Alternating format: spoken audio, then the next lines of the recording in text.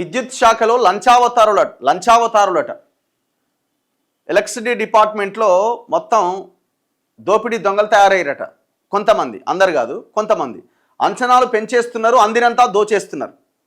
ఇంజనీర్లకు బినామీలుగా కాంట్రాక్టర్లట. తనిఖీలు లేకపోవడమే అక్రమాలకు కారణం. అంతర్గత విచారణకు ప్రభుత్వం తాజా ఆదేశాలు. కొన్ని ఫోకల్ ఏరియాస్ ఉంటాయి. ఇప్పుడు గచ్చిబౌలి, ఇట్లా షేరిలింగంపల్లి, ఇట్లాంటి కొన్ని ఫోకల్ ఏరియాస్ ఉంటాయి.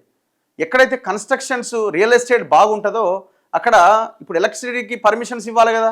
ఇప్పుడు పెద్ద టవర్ కట్టింది, దానికి కరెంటు గుంజాలి కదా, ట్రాన్స్ఫార్మర్ పెట్టాలి, కరెంటు గుంజాలి కదా. ఈ ఎస్ఎఫ్టీకి ఇంత, అపార్ట్మెంట్కి ఇంత, ఫ్లాట్కి ఇంత అనే లెక్కలో వసూలు చేస్తున్నారు. ఆ పోస్ట్ కూడా హాట్ కేక్ అనమాట. ఆ పోస్ట్లోకి రావాలంటే డబ్బులు ఇచ్చి కొనుక్కోవాలి ఆ పోస్ట్ని. ఇప్పుడు మొన్న అంబేద్కర్ అని ఒక ఆయన ఏడీ డిస్కమ్ దక్షిణ మధ్య డిస్కమ్ ఏడీ దొరికింది కదా, ఎస్పీడీసీఎల్ ఏడీ. దాదాపు 150 కోట్ల అక్రమాస్తులు నేను తేల్చిరట. మళ్ళీ నిన్న కూడా ఆయన ఇంట్లో చేవెళ్ళ ఏడీ, ఆయన ఇంట్లో దాదాపు 17 లక్షల నగదు దొరికిందట. ఏసీబీకి చిక్కిన అంబేద్కర్ది అని అనుమానం. అంటే ఆయన పైసలే ఈయన పెట్టుకున్నాడు, ఆయన బినామీ ఈయన అని అంటున్నారు.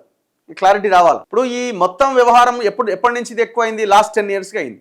ఆ ప్రభాకర్ రావు అంటోడు ఏడి, ఆ సీఎండీగా పనిచేసింది కదా. రేవంత్ రెడ్డి అన్నాడు గొర్ర గుంజుకొస్తా బయటికి ఏడ దాక్కున్నా అన్నాడు. మరి ఎటుపోయింది ప్రభాకర్ రావు? విద్యుత్ శాఖని మొత్తం కేసీఆర్ ఆదేశాలతో లేకపోతే కేసీఆర్ అండతో తన ఆధీనంలో పెట్టుకొని అరాచకాలు చేసిన ప్రభాకర్ రావు ఎక్కడ? ఎలక్ట్రిసిటీ డిపార్ట్మెంట్ ప్రభాకర్ రావు ఎక్కడ పారిపోయిండు లేకపోతే మీరే పంపించిరా విజయమాల్యాన్ని పంపించినట్టు? రిటైర్ అయిపోయి ఎప్పుడో ఏళ్ళ కింద రిటైర్ అయిన తెచ్చి మొత్తం విద్యుత్ శాఖకి ఇన్ఛార్జిగా పెట్టిండు. మొత్తం అవుట్సోర్సింగ్ ఎంప్లాయీ చేతిలోంచి వ్యవహారం అంతా నడిచింది. మరి ఆయన అవినీతి ఎడిపోయింది? ఇందులో కూడా చూడండి, మళ్ళీ ఇక్కడ కూడా సరే అవినీతి చేసినోడికి కులము లేకపోతే ఇంకోటి వర్గం ఉండదు, కానీ తక్కువ అంటే బలహీన వర్గాలకు సంబంధించినటువంటి వాళ్ళ మీదనే ఫోకస్ ఎక్కువ ఉంటుంది. ఇక వాడు దొరికిందంటే కథమే, ఇక మూసుడే.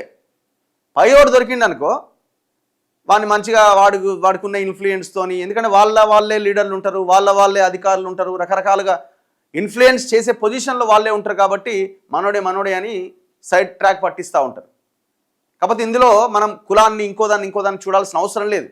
కానీ వన్స్ దొరికిన తర్వాత కేసు తీవ్రత ఒకసారి చూడండి.